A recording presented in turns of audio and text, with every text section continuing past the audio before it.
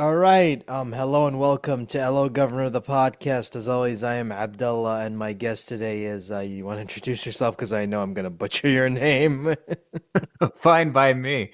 Hi, everyone. I'm Kerem Erdinc. I am a voice actor, and you might know me from a recent release for Overwatch. I'm the voice of Emre Sarıoğlu, as well as a few other cool characters like Sanguine from Elder Scrolls Online, Batman in Death Battle, and recently Leonardo in Raid Shadow Legends for a little TV spot. That was fun.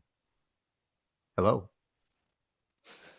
Thank you for saying your name because I was gonna butcher it. Because I looked at it and I'm like, I'm not even going to try to say it because I'm gonna butcher it. I know I am.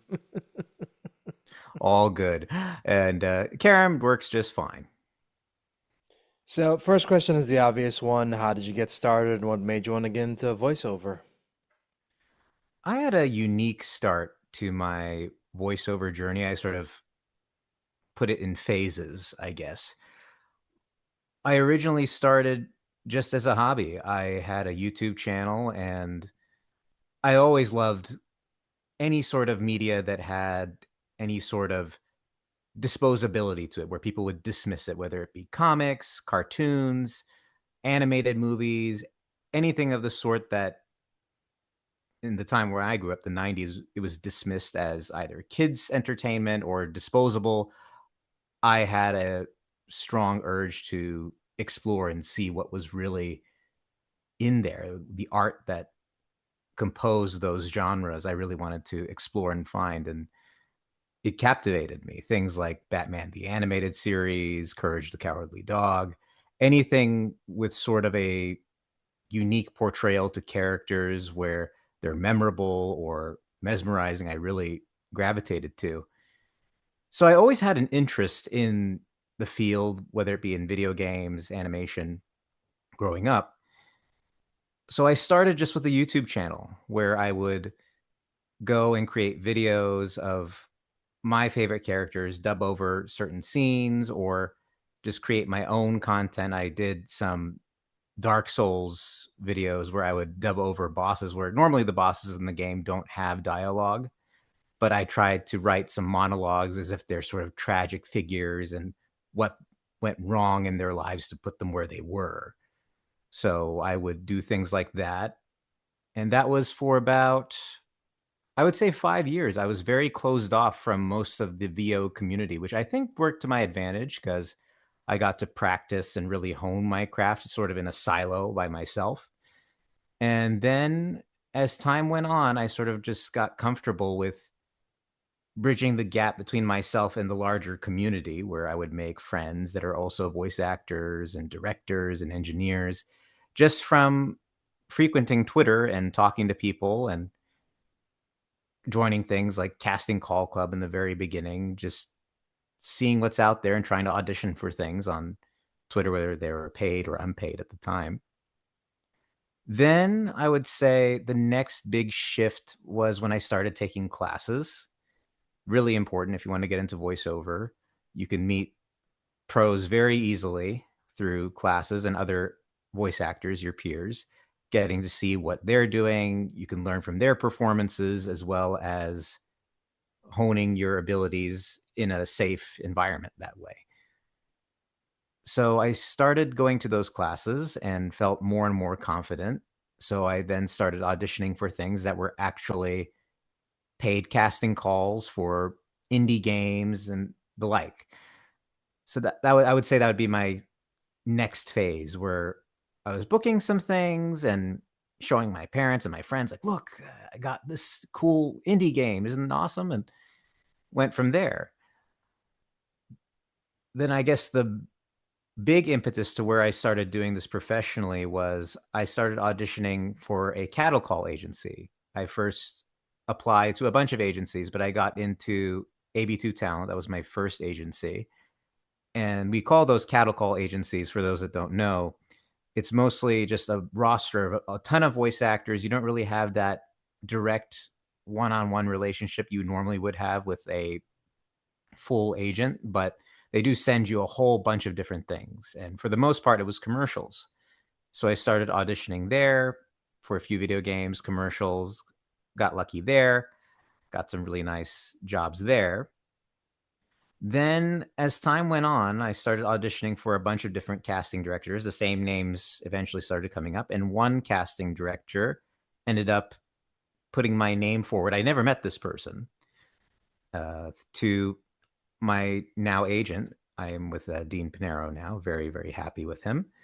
And that's really what started this huge avalanche of work that I got to really enjoy, which was currently my bread and butter is video games. I really love working in video games, some animation too, anime. Those were always the regions of the voiceover world that I wanted to sink my teeth into. That's where my interests originate from my childhood. So I really wanted to pursue that versus more commercials, audiobooks, and other things, which I still do, but I really, really wanted to do video games and animation.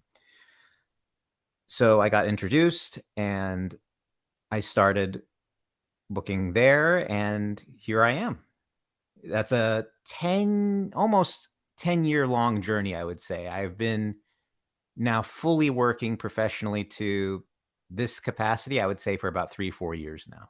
So it was always something you wanted to pursue. It wasn't just, hey, I want to do acting, and then it like you gradually got introduced into voiceover. It was a voiceover was always the main goal. Is that correct? Not necessarily, because I was always a very cautious person as well in terms of building a life for myself outside of my family and everything, trying to establish myself as a career professional. My father was a banker. I come from a family of business people as well. My grandparents were as well. So I really felt uncomfortable pursuing the creative arts at an early age. I had that fear put into me very, very early on of having structure, order, building a salary, building a career. Those elements were always ingrained in me as a child as well. So I actually pursued work as a financial analyst originally. That's what I went to school for. I majored in finance in college. And from there, I sort of had the two sides of myself competing. It was almost fun because I had excelled in my actual career, but at the same time, on the side, I was pursuing acting and voiceover as well. And I was gradually growing both at the same time. As long as one didn't interfere with the other, my family had no problem with it. So it ended up just eclipsing that side of myself in one way. I didn't expect it at all. I didn't expect anything that's happened, quite frankly.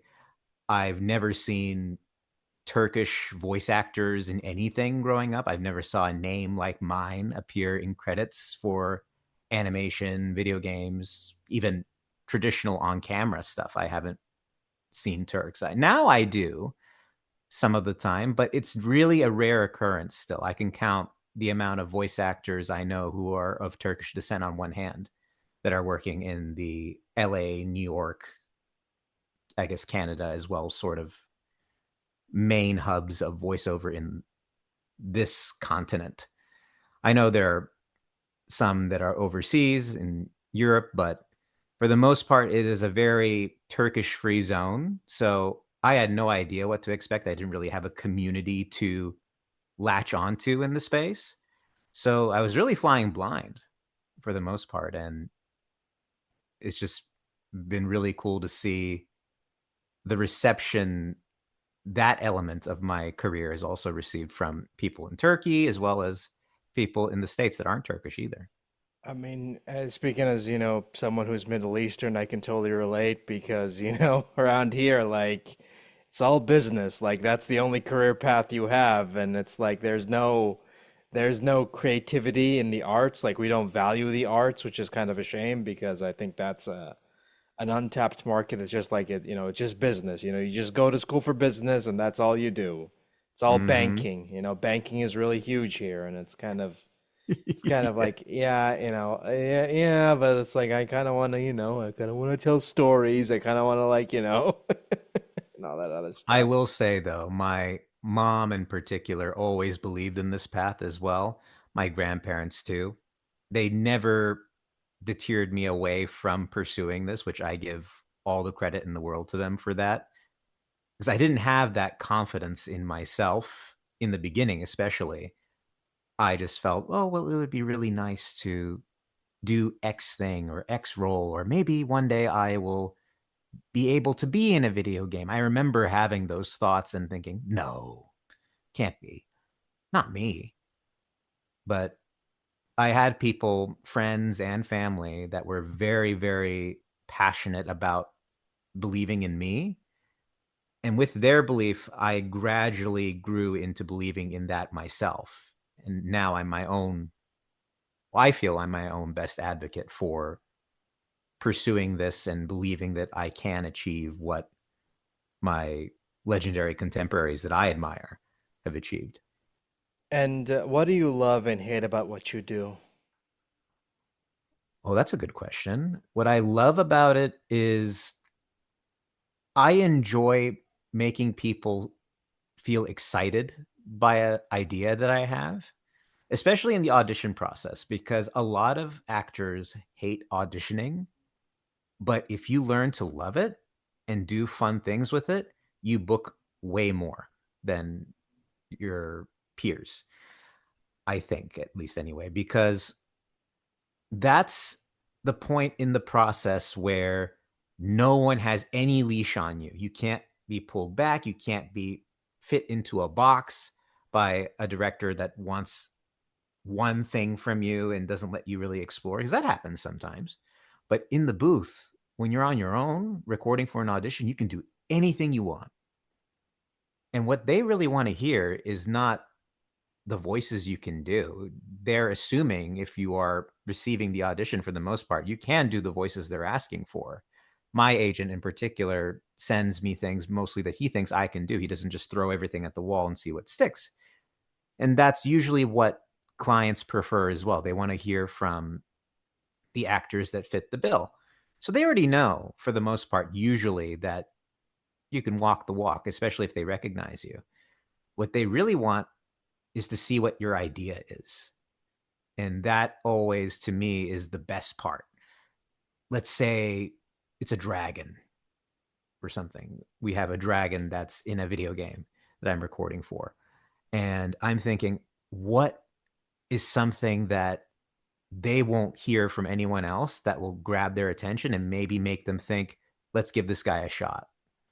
I think of the anatomy. I think, what does a dragon sound like? Yes, it has a deep voice. It goes down here. But what does that separate from a man with a deep voice?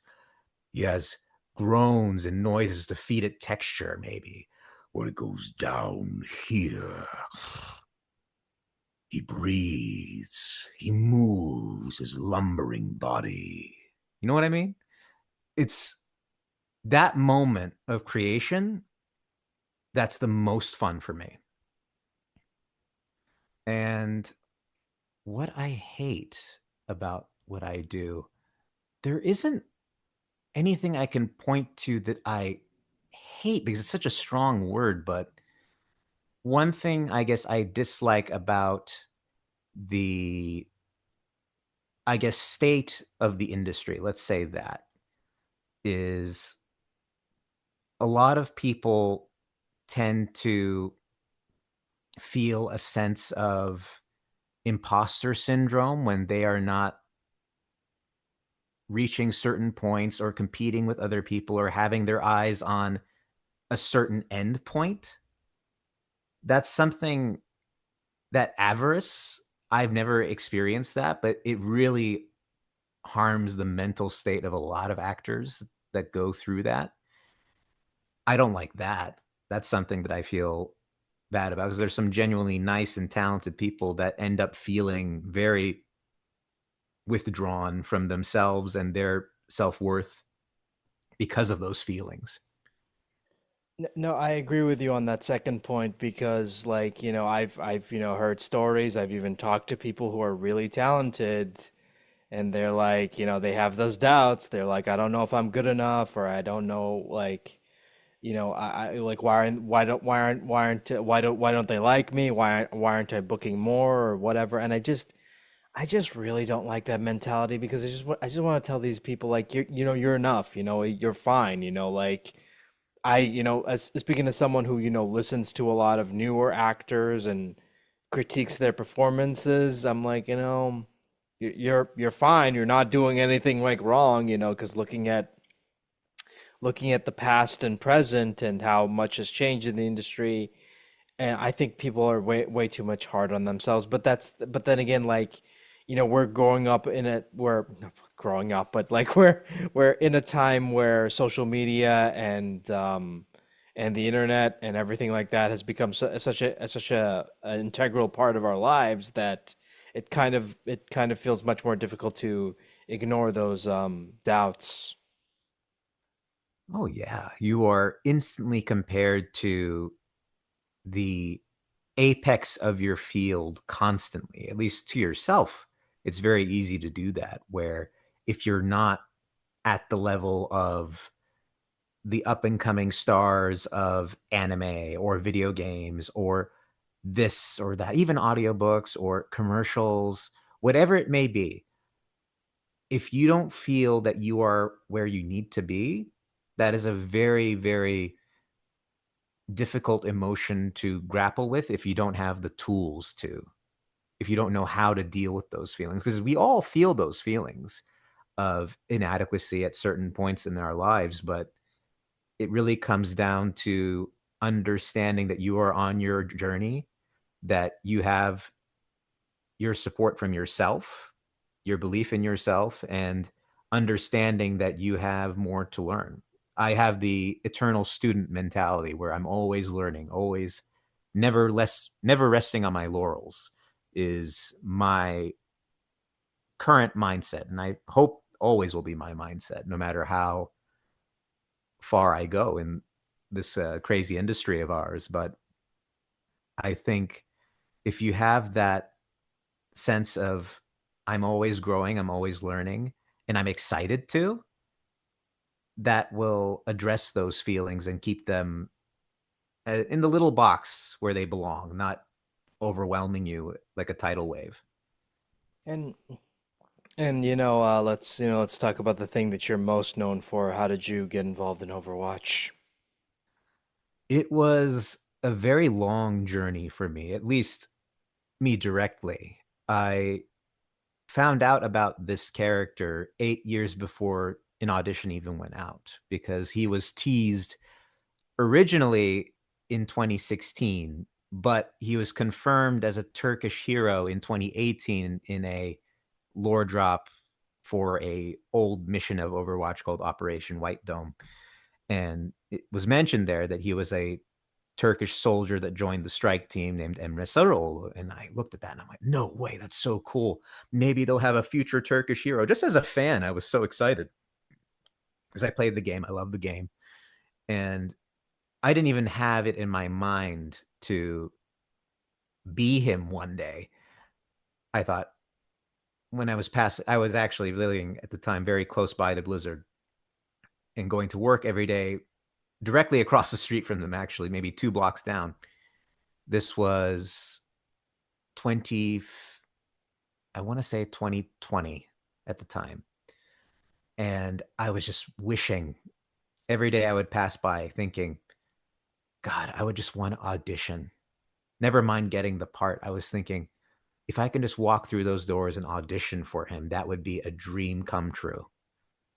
And I would have that thought every day passing by Blizzard Entertainment.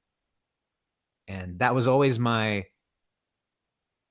I guess, Charlie in the Chocolate Factory moment where I would just walk by the gates every day thinking maybe one day I'll get the golden ticket. And eventually, fast forward about 5 years, yes, exactly 5 years, I was with Dean at the time, or still at, I'm still with Dean. What am I saying? I got an audition and I opened it up, and sure enough, it was the audition for Emre, and they didn't change the name, so I knew right away what this was for, and I just had this feeling for the first time of, okay, I need to nail this.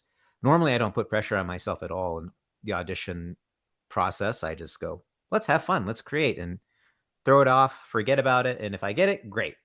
But this one was different. I really, really, really wanted to do it justice. I studied the character again. I went through all the previous lore of him. I went through the audition sides and I recorded. And I was actually, I think I kind of screwed up with the audition at that point. I made him a little older than he is now because in the game, he's 44. But I thought him to be more Soldier 76's age because he was a part of that original strike team. So I aged him up a little bit in that audition. But I was sort of freaking out about that, thinking, but what if they make him younger? They play it fast and loose with the timeline a little bit. So I was freaking out. So I split the audition in two, where there was this lore, I guess, audition. Half of it was all lore stuff where it would be in like a cutscene or a cinematic sort of thing. So I did that as the old version. Then in the new version, or the younger version of the character, I made it for the gameplay lines. So in Overwatch, there's these lines where you are pushing a payload and you're just like, let's push the payload, get on the front line, kind of thing. And I did it in the younger voice on that half. And then I also threw in a few Turkish words here and there. So I felt, okay, I feel good about this. I sent it in and I called my agent just to talk to him about it. Normally, I just send him things and we don't really talk about an audition I just submitted or I'm really excited for it, but I really wanted to talk to him about this one. So I call him and I said, "Oh, I'm really excited about that Blizzard audition." He's like, "Yeah, yeah, hope you get it, man. Good luck." And I said, "Yeah, I'm really excited. I mean, I even threw in some Turkish in there." And then my agent pauses.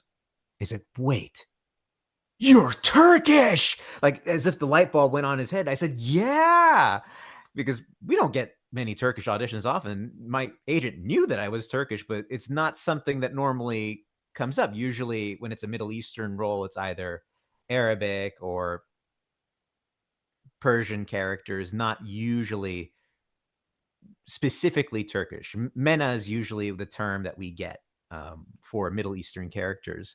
And they're usually generic, I want to say. It's not even a specific um, Arabic class for certain roles. So it doesn't come up often that it's a Turkish character specifically. It only came up once before. So the light bulb goes off in my agent's head and he says, "Oh my God, I'm calling Andrea, who is the casting director at Blizzard, right now." And he hangs up on me. In mid sentence, he hangs up on me. And then he gives her a call and says, "I really think you should listen to this guy. He's my boy. You really got to give him a shot." And he really, really went to bat for me, which I will thank him till the end of time for that he really put me forward in that process. Because I learned later that initially they searched for the right actor in Turkey. So they searched all of Turkey first before any auditions came to America. They didn't find the right fit. Then they went to Europe. They didn't find the right fit. Then they went to the States. And towards the very end of that search is when they received my audition. So what call it divine intervention or just plain dumb luck, but there was a whole sea of talent that was looked at before even I got a chance at bat for Emre, which I'm very thankful for. But then before that, or I mean after that, sorry, I went to Turkey actually for a month. So I sent in my audition, and then a week later, I was off to two weddings in the summer there. I spent a whole month there at the time.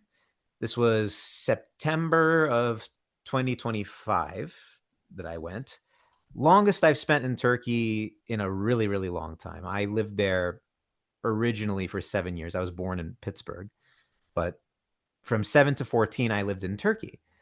And since then, since I moved to the States, to California when I was 14, I never went back for that long, max 3 weeks, just because of school, work.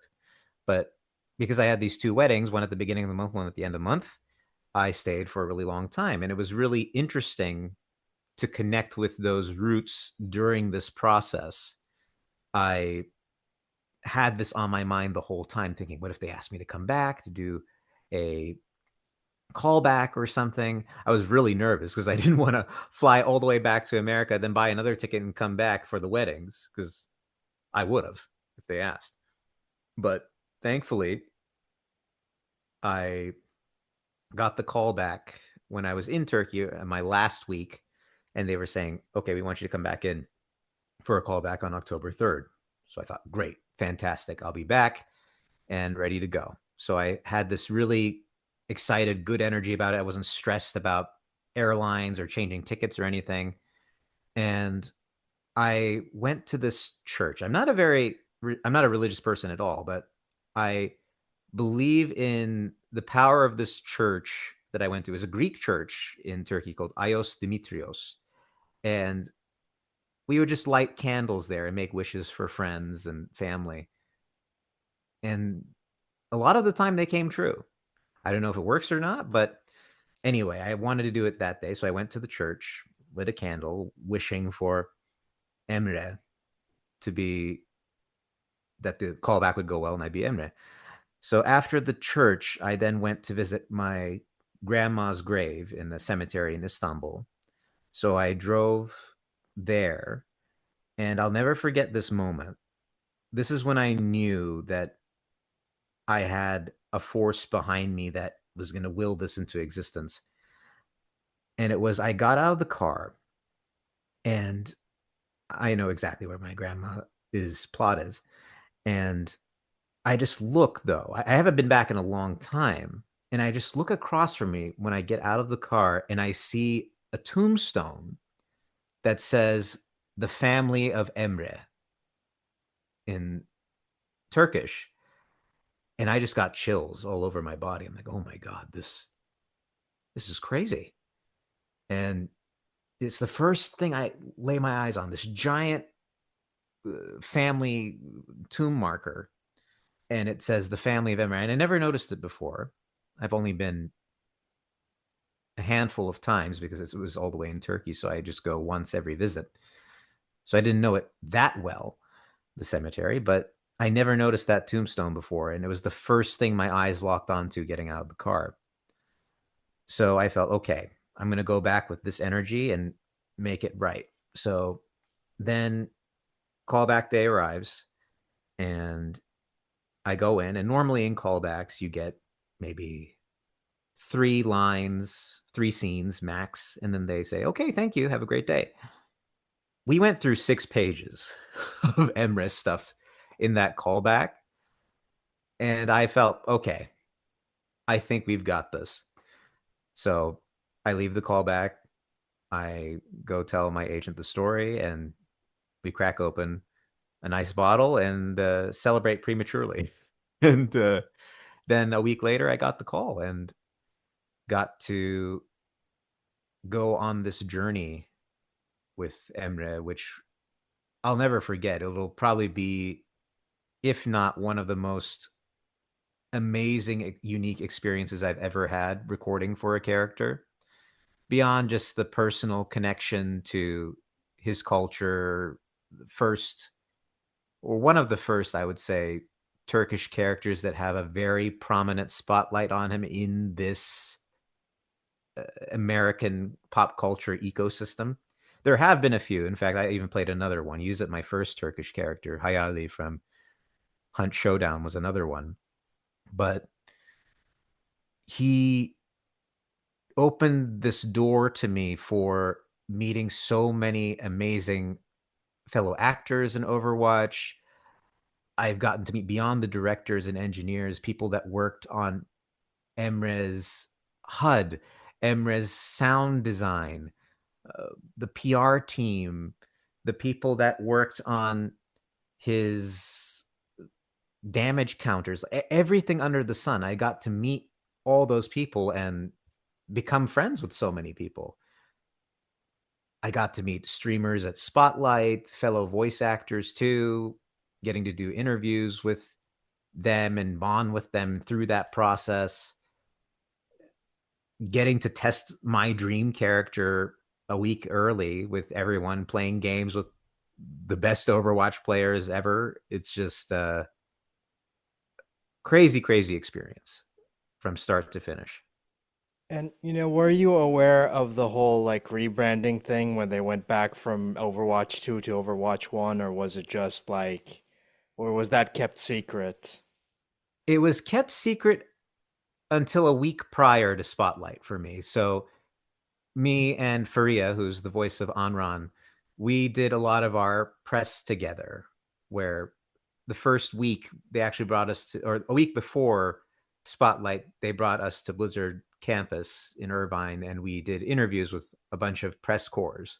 We had U.S., Europe, Japan, Korea. They all came in and interviewed us a week before Spotlight. So there was a big, heavy NDA at the time where we talked about everything that was coming and Emre and Anran and everyone else. Then after that, they previewed the first half of Spotlight to us, where we got to see our characters for the very first time in game. Which, by the way, I didn't see them at all until a week before Spotlight launched. I only saw Emre's design through the comic that we worked on first, Search and Destroy. But other than that, I never saw his gameplay look or model at all. Then from there, we saw everything. And at the very end, they showed that Overwatch was being turned from Overwatch 2 to Overwatch, which I like the change a lot personally, because I always just called it Overwatch anyway, even though they were two different games. Even there was the whole element with the single player, or the campaign, I'm sorry, being added into Overwatch 2. I never disassociated the two games being just Overwatch. I never told my friends, hey guys, let's get on Overwatch 2. I just said, hey guys, let's play Overwatch. So the change for me was just right. It was perfect. It was always Overwatch to me. Yeah, because it feels weird looking back at it now because it's like, oh yeah, now we have to refer to the Overwatch 2 period as the Overwatch 2 period because that's what it was. It was just a period in time. It wasn't a full game. It was just like a relaunch and now they're going back to it and you know what? I'm right there with you. I'm like, good because I don't, like as someone who's been playing the game since like 2016, I'm like, yeah, good. You should go back to Overwatch. You should go back to Overwatch because like, why is it called Overwatch 2 when it's not really a sequel, you know? No, exactly. I'm glad to hear that you play. Who do you main? Oh Lord, which era are we talking about? Because there's Okay. different eras. Early days, Reaper main, huge Reaper main. Mm, And then, later on when they added like roll queue when you had to, God, remember when they added roll queue and that was all that then they didn't have the open queue. There was just roll queue when they took out the open queue and then they put in roll queue and I they was sure just do. stuck with support, so I just played Zenyatta. But then, well, I think, well, I mean, now it's like Zenyatta because like that's all I get nowadays whenever I play like all roles, it's just like it just puts me in support. And Zenyatta's my guy, and I've been playing him for 10 years now, which is crazy to think. And there was that middling period where I did play Troll. What's his face? Troll. Torbjorn? Bjorn. Yeah, sorry, yeah, I cannot talk today. Sorry. There was that middling period where I played him a lot. I don't know why. And then there was like, and sometimes when I would just get bored, I would just pick Soldier because I'm like, okay, Soldier's a character that, takes no effort. And then like I think towards when I stopped playing, like the last character I really played a lot was Sigma, and that was it. And then Mm. Overwatch 2 happened, and then it's like, okay, I'll go back into Overwatch, and it's been It's been, I mean, mostly I'm just a Zenyatta main these days because, like I said, I'm just like always getting stuck playing support, and he's the only support character I know how to play. No, that makes sense. A good Zenyatta player can go a long, long way in matches. Because a lot of people I feel don't know how to deal with him as much beyond just ganging up on him. But sometimes they get a little too overconfident with a Zenyatta, and he can pack a wallop. So he can do some damage, even though his primary function is support. I like aggressive Zenyatta players for sure on my team. I play Emre exclusively now at this point because I feel almost like he was built for me because I was an avid Halo player as well growing up. And I was really, really good at Halo 3. I was playing MLG Halo 3 with friends, and his entire kit is totally just reminiscent of that era of gameplay where even the slower movement speed, you can speed him up with the siphon gun, but the battle rifle that he has, the grenades, you can even make one of them sticky with a certain perk. It's totally Halo. And I felt right at home instantly picking him up. He became my best character overnight just because I've played that game for so many years, both games. And now a character fitting both molds in Overwatch, he became my main instantly. It was Genji back in the day for me for DPS, then Reinhardt, and I guess Kiriko for support. But I try to flex when I can. But now I'm a selfish DPS all the way because I need to play my guy. You know, I mean, it's again, that's why I say like, depends on which era you ask me because like I said, there were different eras and the meta constantly changed. Like early days, like yeah, I would pick Reaper and that would be it. But then like so much changed and then it's like, well, you got to play support because no one wants to play support, so I just picked up Zenyatta and I got really good with Zenyatta.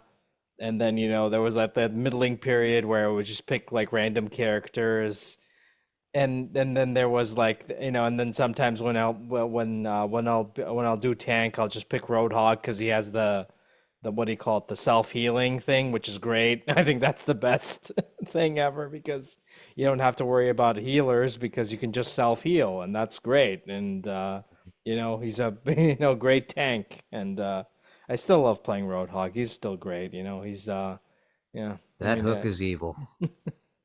uh Especially with Emre, I have to be extra cautious of that hook because he's not as fast. So I'm always very careful to bob and weave those hooks and then just headshot, headshot, headshot. It's the way to go. No, let me tell you, like, grabbing an Emre with the hook and then shooting him in the face is so satisfying. I'm sure it is. I'm sure it is. I avoid it at all costs, so I'm always very wary of a roadhog when I find one in the games that I've played since season one launched. Just And in general, it's really cool to be a part of this particular era of Overwatch, launching it with five heroes. It feels like a full resurgence of the game. Everyone's really excited for it. They're all excited for the story because I started as a Overwatch lore junkie. That's what got me into the game in the first place. I saw Dragons, the first cinematic with Genji and Hanzo, and I was hooked. And I wanted to know more about the story. I would frequent any lore drop channels. Those are my favorites, like Shroomy, Omnic Post, those kinds of channels were always my favorites throughout Overwatch in its eras. It's many different eras now. But this era, I feel, is a little different. It feels like the true revitalization of what the game could be going forward, which is very exciting.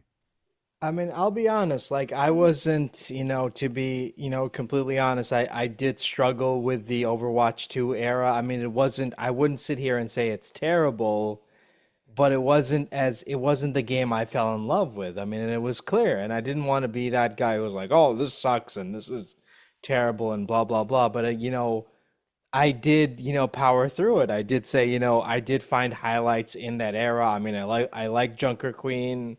I like what's his face? The purple robot guy. I cannot pronounce his name. He's Oh, great. But Ramatra.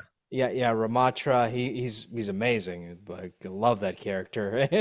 He's a fun character, but like but that was like few and far between. Like it and it was just like I think to me the point where I stopped, like it became stale for me was when they released Hazard, because I was at that point where it's like, well, this guy's really cool and all, but is he worth like going back into, he's not, is does he rejuvenize that inkling of like wanting to play this game full time? Because I used to play a lot of comp back in the day, and Mm. I'm slowly getting back into it. I mean, I'm still rusty as all hell because everything has changed, but I used to play a lot of comp and I used to play, like religiously, and I just did not have that feeling anymore when it came to Overwatch 2.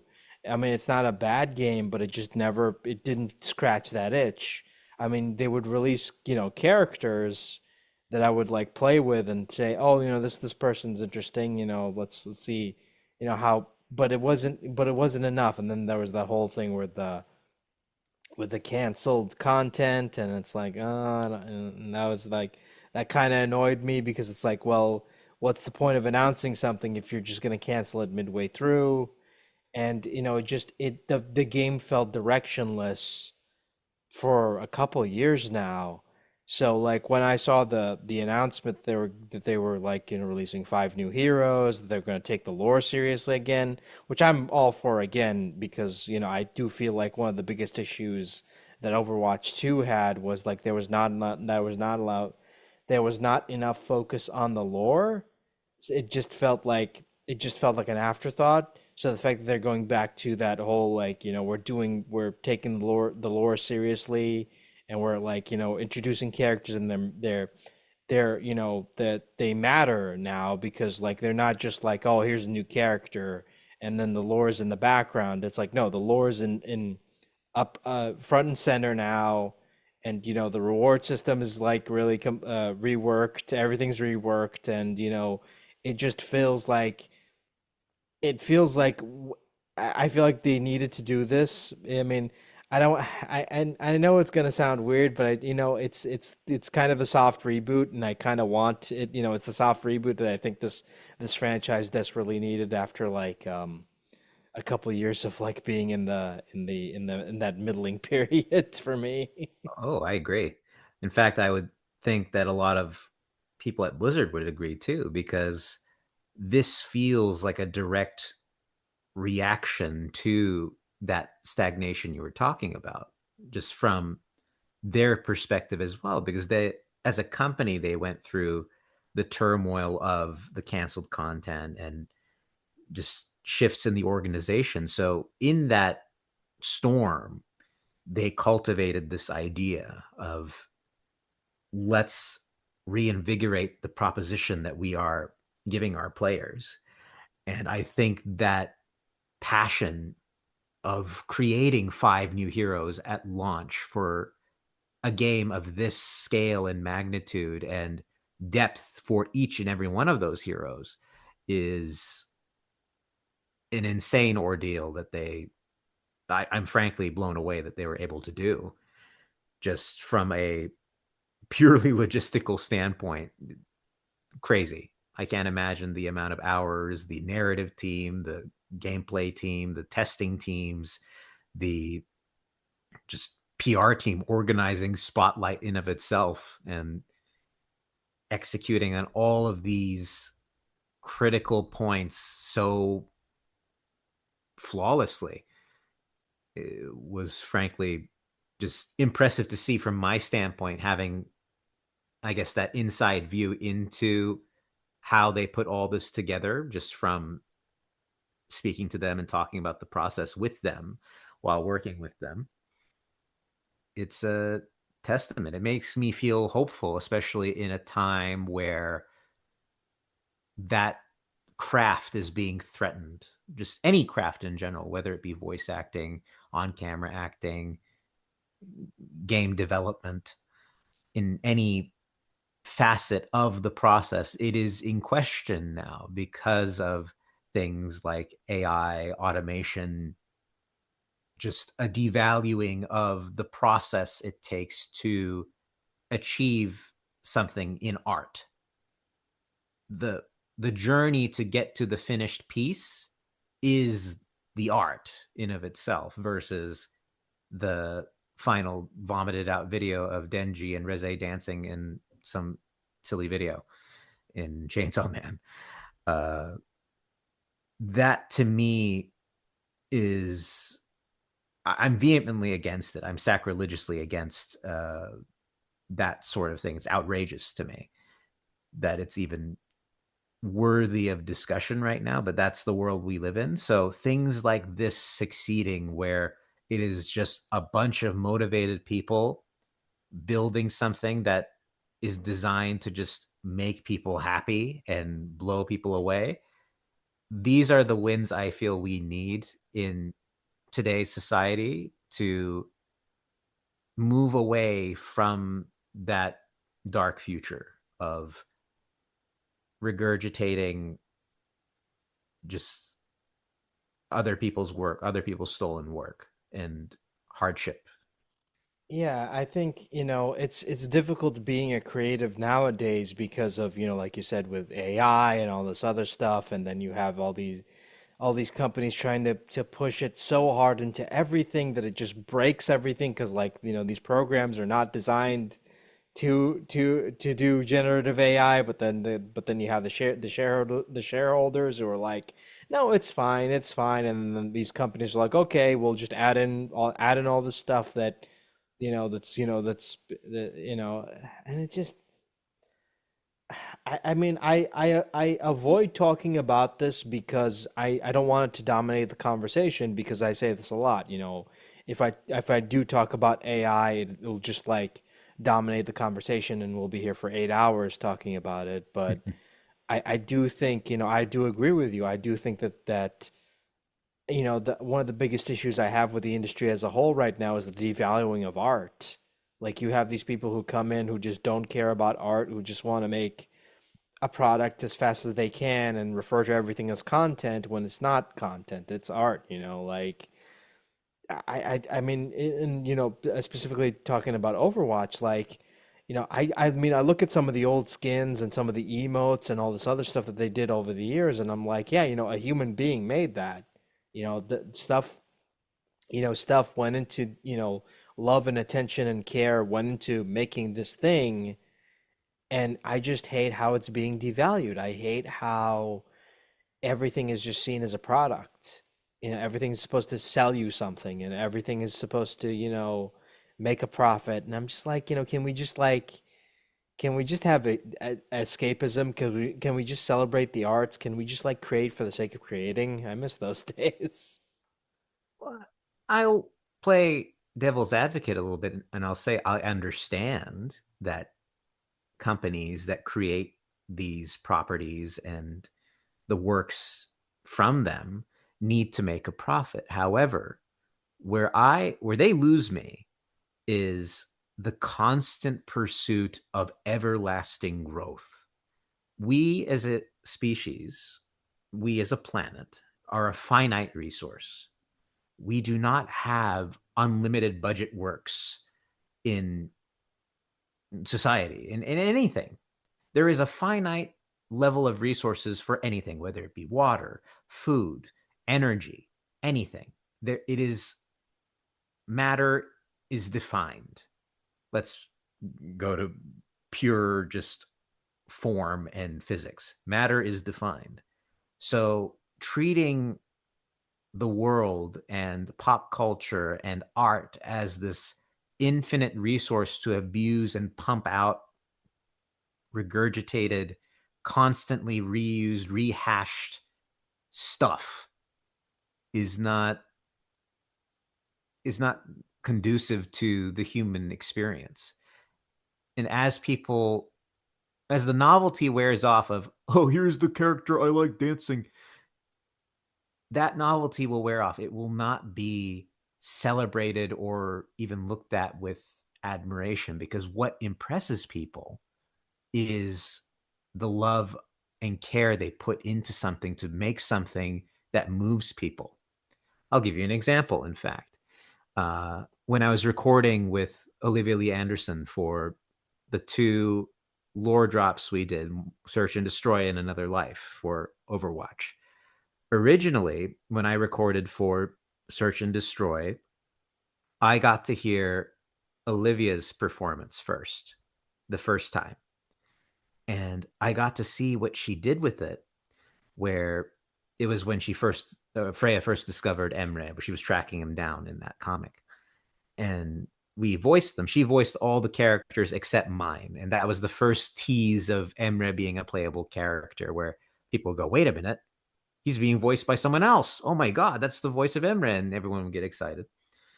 But the way she played it, before she even heard my take on it, was she was very cagey at first of Emre, like, because Emre was attacking her in this comic when she finds him immediately. So she's very cagey at first, and then it turns into this horror in her performance. And I thought, wow, she really went this unique direction with it where she's at first very, very, okay, I need to take this guy down. But then when she sees what he's become fully and what he's capable of, it turns into this deep seated fear in her, which this character has never exhibited that before. Because Freya's tough as nails in Overwatch and everything that she's been in. She's just a badass. So when you see her vulnerable like this for the first time, it blew me away just as another performer in the room. So then I thought, okay, I need to bring my A game here. She's ready to play. So I recorded and I built my performance off of hers, where while she was terrified, he was confused because he was completely devoid of what she was feeling because he got out of his trance because he was just murking everybody and then he wakes up. So I wanted to play it as he's completely detached from everything and everyone around him. So she inspired that out of me. Then the next performance, it was the reverse, where I got to, or she got to hear my performance and then record hers because she didn't record at the time. So I watched a bunch of videos of veterans that were suffering from post traumatic stress disorder because I wanted to put some things in there that made him, because this was sort of his confession piece where he was talking about what he's been through. And I really wanted to capture this very honest and very just erratic sort of emotional flooding from Emre. I wanted his emotions to just vomit out to this person that he trusted. And I didn't want it to be clean either. If you watch the performance, there's some lines where I just flip the emotion, where he's talking in a deep, dour, sad tone, and then he switches to confusion or anger just at the drop of a hat like that. Because those emotions, he hasn't been able to express them for however many years because he's just been this walking soldier without any sort of companionship or sense of belonging to anyone or anything. He's just continuing on. Whatever the unknown force that's controlling him is telling him to do, he just goes to the next thing, next mission. He vanishes. He's a ghost. He's there at the end of the mission and annihilating things. That's just been his modus operandi for decades. So in that moment, I wanted to just have 10 years plus worth of emotions just flooding out to this person that he cares about. So then I record, then it's her turn, Olivia. And what she delivers is one of the best performances I've ever heard in my life because she just goes through this gambit of emotions of just at first extremely ready to shoot this person with her crossbow, And then as Emre explains more and more, you just, this tenderness from Freya begins to flood her reeds, and her voice quivers and shakes in this way when he is expressing gratitude to her, or self pity, or just a complete emotional collapse of himself, Emre. Um, that kind of thing, you can't tell a computer to feel those things and generate that. You'll get an approximation, you'll get a judgment of what's been heard across the 99 shows that was fed into that particular AI model, but you won't get that decision from two actors or however many performers in a scene that resonates with people. I got messages from people with PTSD after that dropped telling me, "Thank you. I've I feel seen. I've struggled with PTSD for 5 years," this one person said, "and I just felt for a minute I wasn't alone because of your performance." And that hit me like a truck when I heard that. And it cemented in my mind all the more that this AI bubble is going to pop eventually because it can't do that.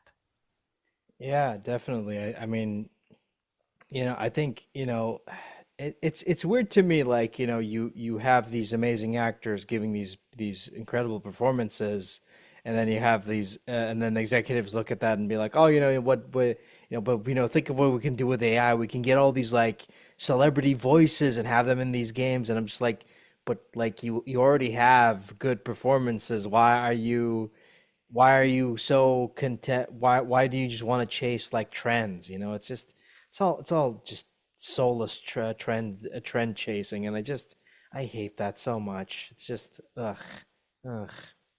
Yeah, I know. It's something that we have to go through unfortunately right now, but on the bright side, I think this threat to art and human expression is creating an environment where people are seeking out these kinds of things more and more. And by these kinds of things, I mean art and performances that make you feel something that's beyond your day to day, that's beyond the surface level. Because that's sort of what, bringing back a topic that you mentioned, the social media climate has accustomed people to living on the surface, not exploring your deep emotions and understanding yourself as a person very deeply and intimately. That's a scary place for most people, especially I think younger people now. It's not cool to be introspective, I think, at least for the youth. It's more being the version of yourself that people expect you to be, whether you're an influencer or a content creator or an artist or somebody even just with an opinion.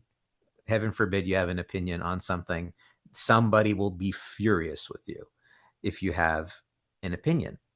And even with somebody like myself, who I think has more or less the more measured opinions as well on certain things, there's still that anxiety that people have.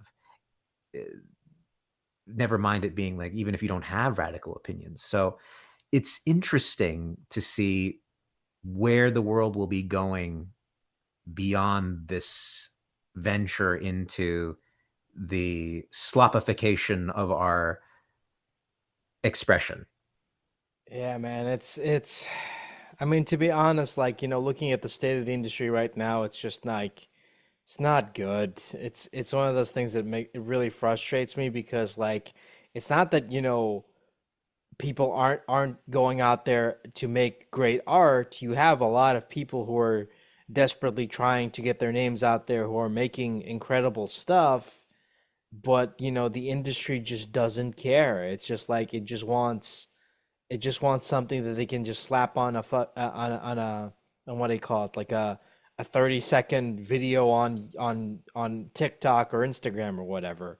It's just like they just want like to they just want some a product to sell you. And again, like there's nothing wrong with companies making money. I mean, it's whatever, that's how everyone survives, and so they need to make money to survive. That's fine, whatever.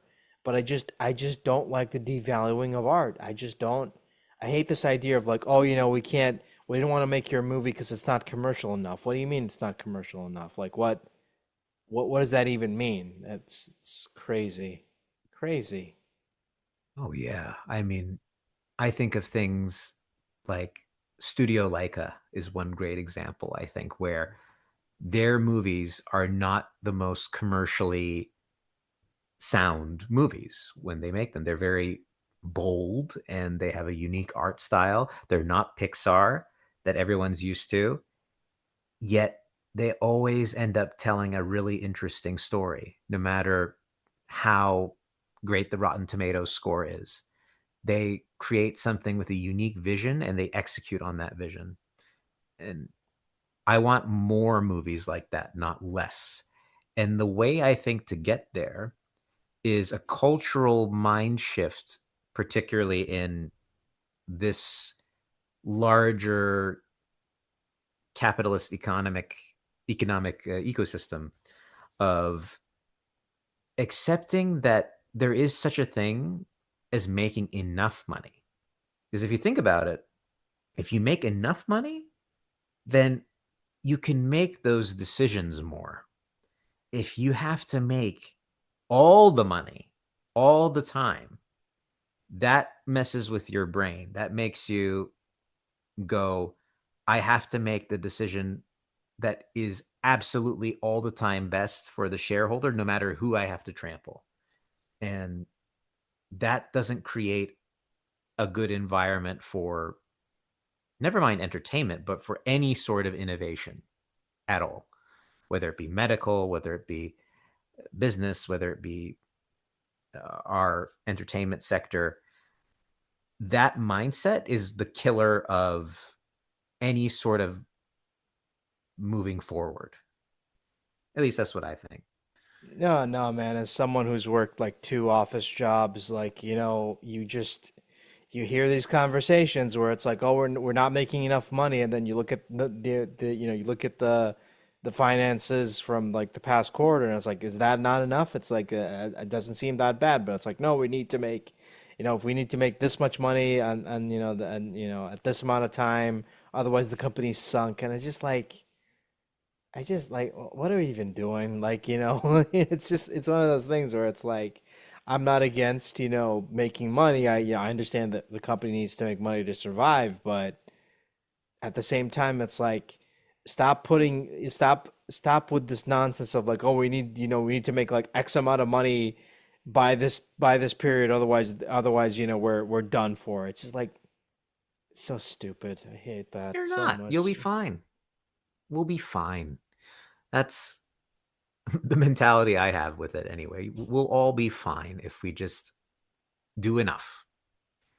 Yeah, it's crazy, like, because I worked in a company that was around since like 2004, and like they were like financially struggling. I'm like, but how? You guys have been around for like a decade, and then and I understand, like, when COVID happened, I think that hurt a lot of businesses, and I'm not gonna downplay that, but at the same time, it's like, even before COVID happened.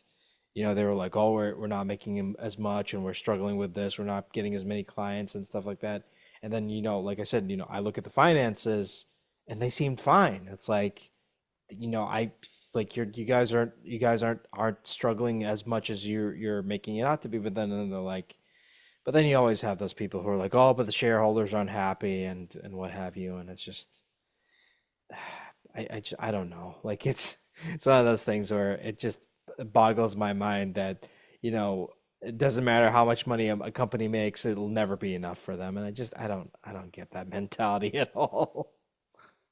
Well, I think the reason why you don't get that mentality is because it isn't a mentality that makes logical sense. It is the pursuit of an insane concept. It does not root itself in logic. Greed is not a logical emotion, it is an excess of emotion where you can be driven, you can desire good things. I'm not telling people to be Spartan in their life. I am telling people, or imparting at least, that we should be gearing ourselves to more realistic expectations to what life should be for ourselves. We should strive to have everyone be part of art and creativity. You don't have to be a voice actor or an artist in the literal sense to enjoy and express yourself with art. Everyone has their outlets for art, whether they're professionals or not. I just think it's worth preserving that for everyone because life would be really miserable. I don't know about you, but for me, if I didn't have any artistic outlets where everything was just regurgitated and establishing shot after establishing shot on my Instagram feed for anything, I would be miserable. Oh no, I totally agree with you. Like, if I wasn't talking to creative people on this show and having these types of conversations, I don't know what I'd be doing with my life right now. I, I'd just be like, I don't know, man. I'd just be complaining about the stuff I'm usually complaining about on social media, I guess. Well, I'll turn that question you asked me earlier to you. What about this job that you love a lot? Interviewing, podcasting, talking to voice I actors. just, What drew you to this? I've told this story many times before, but like, the condensed version was like the original format of the show was just me and my friend Tom talking about whatever, but I just never liked that format. I was just like really, like, it felt forced, and I hate whenever Mhm. I record something that's forced because you can tell, when someone's like just like trying to power through something. And I just never liked that. I mean, because it was at the time where I listened to a lot of podcasts. I wanted to have my own podcast, and I'm like, oh, yeah, like I knew somebody who was like, oh, come on this thing with me, and we'll talk about whatever.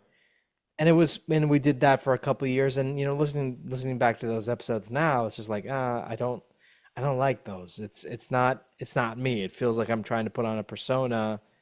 And to make a long story short, I was going through a lot of personal stuff at the time, had a horrible mental breakdown, and then I reached out to this one voice actress, and I did not expect her to say yes to being interviewed. And then when she said yes, and that interview, like, changed my projector, changed everything for me, because, like, when I had her on, I had that realization where it's like, well, if I can get this person on, why can't I get that other person? Why can't I get that other person? I just, like, spent the last couple of years reaching out to people and, talking to them. And then, COVID happened, and then it's like, well, I have to, like, talk to somebody, otherwise I'm going insane, because it was like everything was under lockdown. But I mean, what I love about it is, like, I love hearing people's stories and experiencing their journeys, and just like, again, listening to people who, I guess what I love about it is, like, I love listening to people talk about stuff that they worked on, that means something, that they had fun talking about, as opposed to, because, like, nowadays everyone's so negative about everything, and I mean everything, and it's kind of like, okay, even when something's like bad news, and I agree that it's bad news, everyone has to be like a really violent reactionary and be like, oh, this is the worst thing ever, this company's terrible, blah blah blah blah blah. And it's like, can we just calm down, please? I don't like that. I think, like, I don't like that we've become accustomed to being like reactionary 24/7 towards everything, and I just hate that. So I'm like, I want to have like a platform where I can just like talk to people and have a conversation. And yeah, there are some times where I feel like, the interview doesn't go as well, because, like, you know you can't, like, have you can't hit it off with a lot of people, and that's fine. And sometimes, like, people are in a hurry and they're like, I don't want to, I don't, sometimes they're in a hurry, and I don't want to keep them on as long for long, so we'll just do like the question answer thing. But I just love hearing about the process because like yourself, I grew up watching a lot of Western cartoons, and that made me that was my escapism because I didn't have a lot of friends growing up, and like listening to a lot of people listening to a lot of people on those shows, that was my escapism. That was like that was that was what got me through the hard times. And I'm just like, I want to talk to creative people, and I just want to just just try to find joy in a light in a time of darkness, I guess. Sorry if that sounded pretentious. No, not at all. I think these sorts of things, animation, video games, this art form, like I said, I gravitated to it because it was dismissed for the most part. So I think it's great that you found such connection to those things that were considered refuse by at least most adults that I knew at the time in the 90s when I first got into things like Batman the animated series. I'll never forget. I think the one thing that I watched that made me want to be a voice actor was not Batman the animated series, but the new Batman adventures. There was an episode called Old Wounds where the original Robin comes back as Nightwing and he's telling the current Robin, Tim Drake, how him and Batman went their separate ways. And the performance between Lauren Lester and Kevin Conroy on the roof when Dick Grayson finally quits, I was just blown away because I've never seen a younger character stand up to an authority figure like that. Where if you haven't seen the episode, Robin decks Batman in the face and knocks him on the ground and knocks him on his butt. And that to me was like, whoa, as a kid, because I was raised in a household where it wasn't a strict household at all, but it wasn't even a thing that went through my mind that if you felt that you were in the right, you can stand up to somebody older than you, somebody who's an adult. So that had this intense reaction in me when I saw that. And I just watched that performance over and over again. I could recite the whole argument by heart between both characters. And it made me want to voice both of them as a dream role. Particularly Nightwing was the one that I resonated with the most, and you can hear a little bit of that in Emre as well, especially in his gameplay lines. His main ingredients are Nightwing with a Turkish accent mixed with Turkish soap opera actors that are depressing, and roll them into one thing. Because one thing I really wanted to do with Emre, similar to Dick Grayson, I think, who I personally believe is the most layered comic book character ever created because he's the only one that was allowed to grow up and change versus other characters that remain static in their current iterations. I mean, there are some where, yeah, there's Elseworld stories where Batman is older, things like that, but Nightwing's the only one in his current comic book continuity that was allowed to change from Robin Boy Wonder to Nightwing Man Wonder. So I always found that character, particularly when he changed as well, to be different in different times of his career. Sometimes he's funny, sometimes he's sexy, sometimes he's angry, sometimes he's intense, sometimes he's hardcore, sometimes he's miserable, sometimes he's selfish, sometimes he's uh, every emotion you can think of in the gambit. That character has been it at one point in their career. He's never remained the same. So I wanted Emre to feel that way too, where even in his gameplay, there are some lines where he's very morose and he talks about Overwatch. What they did here was unforgivable. And then there's other lines where he's just like, all right, let's hit the payload. And he's just very, very jovial and happy. So I wanted that for him where there's all these different sides to the character where when he's talking with Freya, he handles her even though she doesn't need to be handled that way, like a Fabergé egg, because he was so protective of her during the search and rescue days. And he's starting to get to know the new Freya now, 10 years later. So he still doesn't know quite how to approach her in many ways versus somebody like Malga, where he's just like, I hate you and I don't care. I'm just going to keep telling you that I hate you to your face. So there's so many different layers to him. And I've always wanted a character that had that opportunity to really showcase those layers. And Emre was that for me. It's a very rare gift you get a character with so many opportunities to flesh out those different sides of them.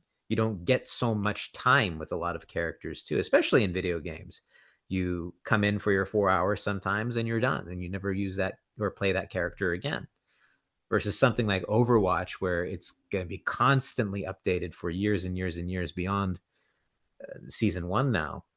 There's so many opportunities probably going forward. I have no clue what the plans are, but to really just flesh this guy out as if it was a long running 10 season TV show. And does it feel weird playing as yourself in Overwatch, or is it just like Oh, white I love noise? it. I am a goblin when I go into matches because what the best thing about playing a character in Overwatch is that you can go into the lobby. If somebody picks your character, you say, and this happened several times where I go, hey, I'm the voice of Emre. Do you mind switching off the character? I want to play as him. One guy said, prove it. And then I said, I'll put it all on the line. And he goes, holy bleep, it's him. And he gives me the character to play. And it never gets old when I go into the lobbies and say, hey, I'm the voice of Emre. Thanks for enjoying the game. It's like they spot Bigfoot and everyone just freaks out and they're like, okay, we got to lock in, guys. We got to impress the voice actor with my gameplay. So we win more when I tell people that I am the voice of Emre. So it only helps me and I love it. I'm one of those people that doesn't get cringe feelings when I hear my own voice in things, thankfully. So I can watch and interact with the things that I do. Some actors I know just hate the sound of their own voice or the voices they do make. Um, and this is the first character I think in a while that is the closest to my voice. Because normally when I book things, it doesn't sound at all like me. I'm one of those chameleons where I change my voice quite a bit. My typecast, I like to think, is tortured 60-year-old men. That's usually what I get cast as. Uh, like, Sanguine lives here. He has a voice that goes up and down, and he's always whimsical, which doesn't sound like me. Then Hell Joe is really down here and very, very harsh with everything he says. So different from me. But Emre, when he's upbeat and jovial, is very similar to me. Just slightly more suave. And I'll be honest. I mean, I'm kind of iffy on his ult because it just makes him an easy target, and I just every time I try ulting with him, everyone kills me because it's like, oh, there he is, and then just like starts shooting me, and it's like, Oh, oh. but I know the trick to it. I mean, I am fortunate to say that I get on average like 35 to 46 kills a game with him. And the reason for that is I know when to ult because his ult is best used when everyone is in the firefight. So When everyone is diving, that's when you activate it because everyone is sort of just in a frenzy where they're dealing with your tank. They're not looking up. So what you do first is you blast a DPS, then go for the healers, and then clean up the tank. And they usually can't do anything, and you can get a team kill. It's one of those alts where you need to nail the timing of using it. Because if you use it when your team's on the back foot, then they'll be fully aware and they're not in the heat of the moment of a firefight, and they'll just look up and shoot you. The DPS, especially if they have a Domina too, yeah, you're cooked there. But if you hit it right when it's the heat of battle, they're not paying attention. Especially, I mean, I've seen some Diamond players that just get obliterated when they're in that firefight and you ult at the right time. Yeah, it's tough. It's tough getting a handle on it because it's like, when do you ult? I might, when I ult, because again, like, if you don't do it right, he's an easy target. But when everyone else is distracted, you can, go, start smoking fools, Mm-hmm. And also just really using that charge shot well. If you hit that charge shot and you take out 2/3 of their health, then you can clean them up a little bit with the quick fire of the ult. And just keep moving. Like always keep strafing left to right. People are surprisingly terrible at hit scan. So you could just stay alive that way. And if you die, as long as you take out 2 or 3 of them, then your team can clean up the rest and you can get to the next objective that way. And what are some of your favorite voice lines? Favorite voice line. My favorite is not in, so I can't talk about that. Um, so some favorites I have. The one I really like right now is the one that's in the battle pass right now, where Emre goes, "So, what are we?"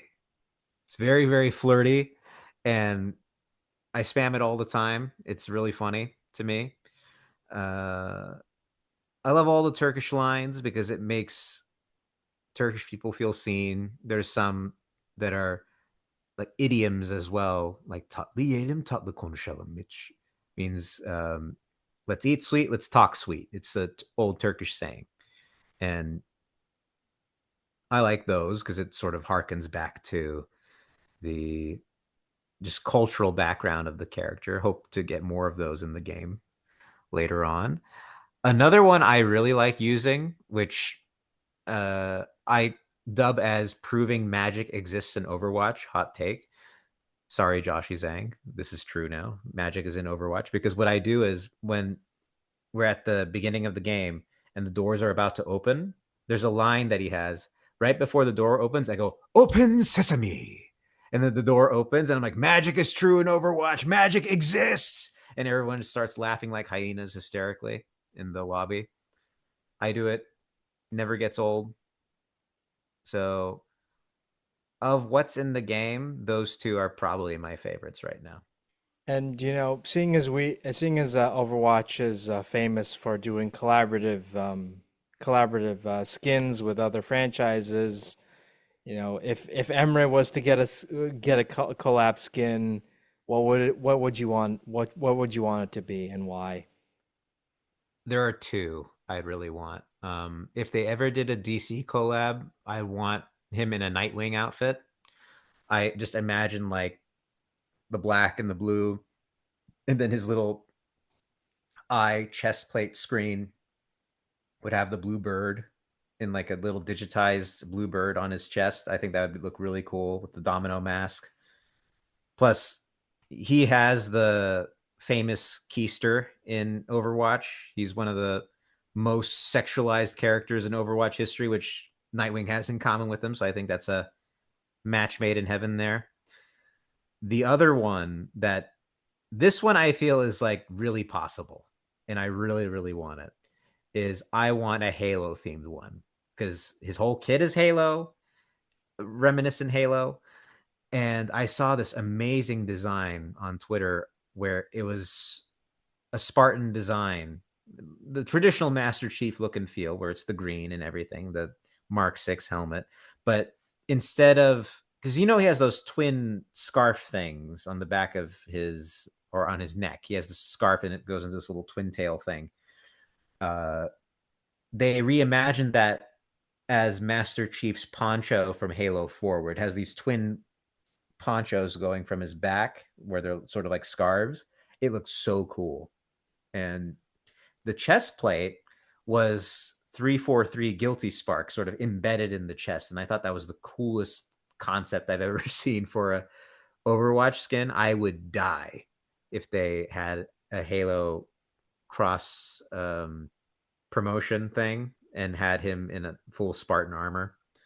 The design, even on the fan design, had a 48 because he's Hero 48, I guess, in the numbering according to I think the Overwatch wiki. So they had him as Spartan 48 too, which I thought was so cool. Because I know what mine would be, and I mean, if they ever do a sequel to the Transformers collab, he has to be Shockwave because he has the, because this little thing reminds me of Shockwave's head, and that there you go. Shockwave or Soundwave? Shockwave because it's one eye. Shockwave has Oh, the that's one eye, right. so there That's you go. right. Yeah, Shockwave would be great. The reason why I thought Soundwave was because of the tape recorder in the chest of Soundwave, um, the tape cassette thing where it would open up. But yeah, Shockwave would be good for sure. My favorite Transformer is Starscream. So whoever would get Starscream, I'd get that skin in a heartbeat. Because they did talk about, I think they originally wanted Farah to be Starscream, and I'm just like, I don't know about that. Yeah, I guess so. I mean, I don't play Farah at all, so I would be kind of bummed if they made Farah Starscream, but I'd still get it because I love Starscream. Um, yeah, that would be cool if they did a sequel collab. I hope they do more sequel collabs for certain things. I mean, for Avatar, Anran Azula, I mean, come on. That's right there. I'm kind of surprised they added a waterbender into the game and they didn't give him a waterbender skin. I'm kind of like, it's right there, guys. Come on. I'm wondering who it would be. Because I'm thinking of waterbenders. Who would Wuyang get? I mean, I guess they can do. Sokka, come on.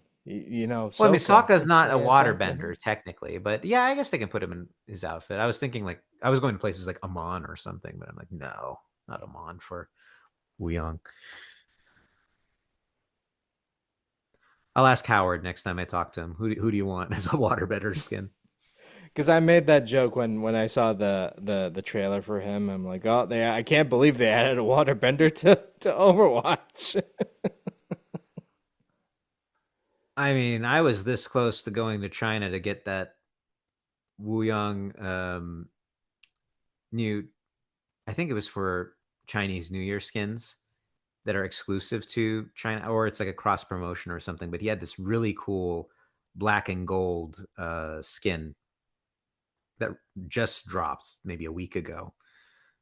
Looks so cool. It's my favorite skin that he has, but I can't get it.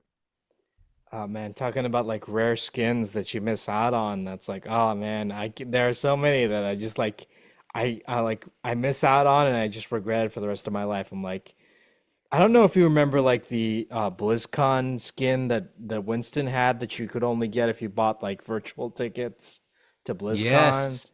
I Mm-hmm. wish I got that. I wish I got that because that's like, oh, such a great skin. And there's nobody to blame but yourself. I feel the same way. I was right there for the Cowboy Bebop skins, and all I had to do was just turn on the game and get it, and I just couldn't be bothered, and I missed out on it forever. Pure regret, pure FOMO.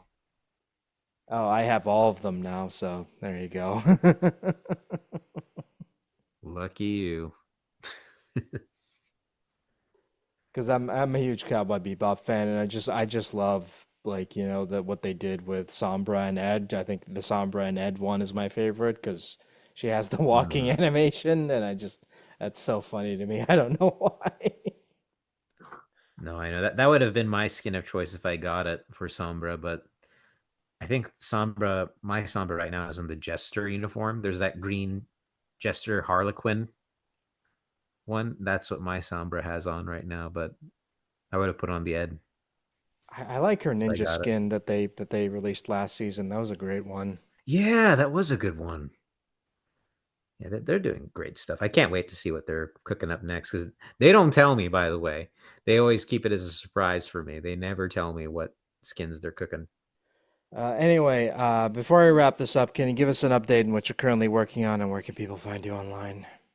Sure. What I'm currently working on, I can't say at all. There are some cool things I'm working on, but the only thing I can talk about right now is Overwatch, which people can play right now and is available. Hope everyone enjoys the game and the updates to come. It's an exciting time to be an Overwatch fan. There's several really cool properties that I'm very, very excited to be working on, but they will not see the light of day for some time. So I will leave them to the future. But eventually, they will see the light of day. But for now, enjoy Emre. And where you can find me online, I have the same handle everywhere. It is Kerem is whelmed. That's KeremIsWhelmed. Whelmed. And that's Instagram, Twitter, Twitch. I'm going to be starting streaming for the most part. I have started, but getting into a regular cadence of streaming, mostly Overwatch as well as other games, and just hanging out, talking about voice acting like we did here today.